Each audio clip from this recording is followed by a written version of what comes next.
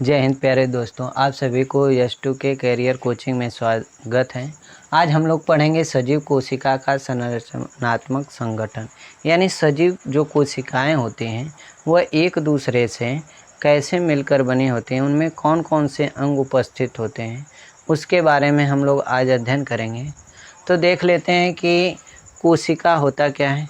तो कोशिका जो होता है जीवन की संरचनात्मक और क्रियात्मक इकाई होती हैं, जिसमें जीवन की संपूर्ण जैविक क्रियाएं संपन्न होती हैं। इनको करने के लिए हमारा सजीव कोशिकाओं का संरचनात्मक संगठन का बहुत ही महत्वपूर्ण योगदान होता है। तो हम समझ लेते हैं कि इनकी संरचनाएं कैसे बनी होती है। तो हम एक पादप कोशिका लिए हुए हैं, इनके माध्यम से हम समझते हैं। तो देखो, कोशिका जो होती हैं वह 3 प्रकार के होते हैं। कोशिका जो बांटा गया है वह मुख्यतः 3 प्रकार से बांटा गया है, जिसमें पहला होता है बाह्य आवरण। बाह्य आवरण क्या होता है? मतलब किसी भी कोशिकाओं के बाहर वाला जो भाग होता है, यह जो मान लेते हैं यह कोशिका है, इसके बाहर वाला भाग ये जो दिख रहा है यही हम लोगों का होता है बाह्य आवरण। अब बाह्य आवरण में पाया जाता है कोशिका भित्ति और कोशिका कला। यानी कोशिका भित्ति क्या होता है? तो इस वाला यानी जो भाग बाहर की ओर दिखाई गई है, यहाँ देखिए, यह बाहर वाली जो लेयर होती है यह होती है कोशिका भित्ति। और कोशिका कला क्या होता है? इसके अंदर वाला भाग, यानी कोशिका कला इसके अंदर वाला भाग होता है। तो जो कि यह कोशिकाओं को सुरक्षा प्रदान करती है। जो बाह्य आवरण कोशिकाएं होती हैं वह जो है कि कोशिका को सुरक्षा प्रदान करते हैं। अब इसी अगले भाग में हम बात कर रहे हैं जीव द्रव्य। यानी जीव द्रव्य को देखा जाए तो इस कोशिकाओं में बहुत से द्रव्य भरे होते हैं। इन कोशिकाओं में बहुत से द्रव्य भरे होते हैं, जो इन्हें हम जीव द्रव्य कहते हैं। जीव द्रव्य 2 प्रकार के होते हैं। पहला कोशिका द्रव्य, दूसरा होता है केंद्रक द्रव्य। यानी इन कोशिकाओं में जो द्रव्य पाया जाएगा वही हम लोगों का होता है कोशिका द्रव्य। और यह देखो, यह वाला जो भाग है हम लोगों का केंद्रक है। केंद्रक में यदि हम लोगों का कोई तरल पदार्थ पाया जा रहा है तो वह तरल पदार्थ कौन सा होता है?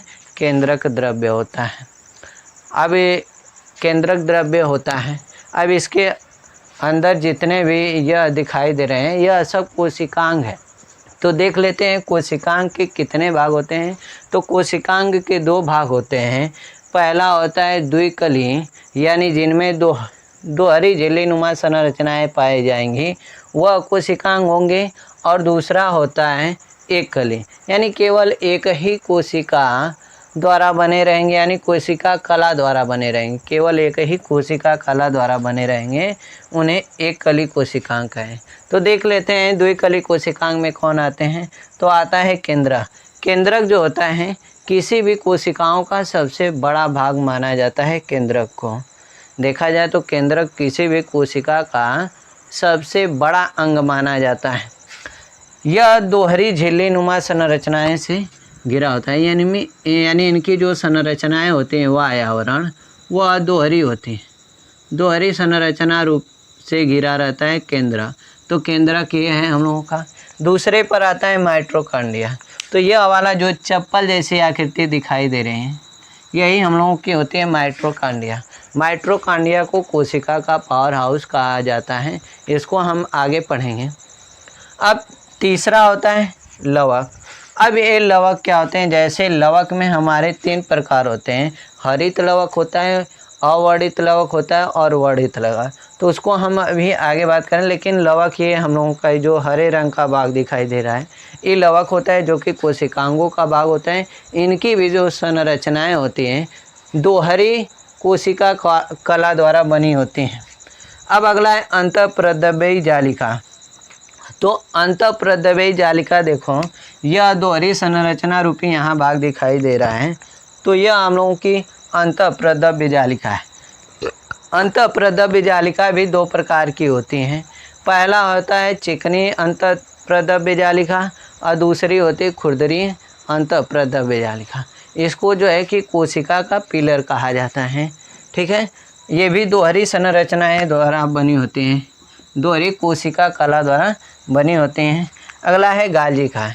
तो यह देखो, यह वाला जो भाग दिखाई दे रहा है हम लोगों का गालजिकाएँ है।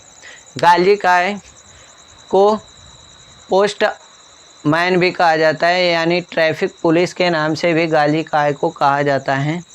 ठीक है, पोस्टमैन नहीं, सॉरी उसके लिए, इसको ट्रैफिक पुलिस के नाम से जाना जाता है। गालजिकाएँ को ट्रैफिक पुलिस के नाम से जाना जाता है, जो कि यह परिवहन का काम करता है।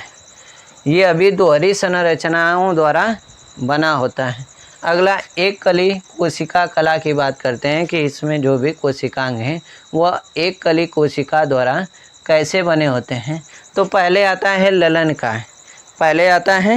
ललनकाय। तो ललनकाय क्या होता है कि ललनकाय पादप कोशिका में नहीं पाया जाता है, क्योंकि इसका जो इंग्लिश होता है लाइसोसोम। लाइसोसोम क्या होता है कि पादप कोशिका में नहीं पाई जाती हैं, इसलिए इसमें दिखाया नहीं गया है। अगली पॉइंट है ऋतिका, यानी यह जो बड़ा वाला भाग दिखाई दे रहा है ये ऋतिका है, जो कि यह रिक्त होता है। अंतरावकाश भी, इसको अंतरावकाश बहुत ज़्यादा होता है, इसलिए यह खाद्य पदार्थों को इकट्ठा करता है। इसको हम कहते हैं रसधानी। इसको क्या कहते हैं? रसधानी। आज के सेशन के लिए इतना ही। यदि हमारी वीडियो पसंद आई है तो लाइक और सब्सक्राइब करें। जय हिंद दोस्तों।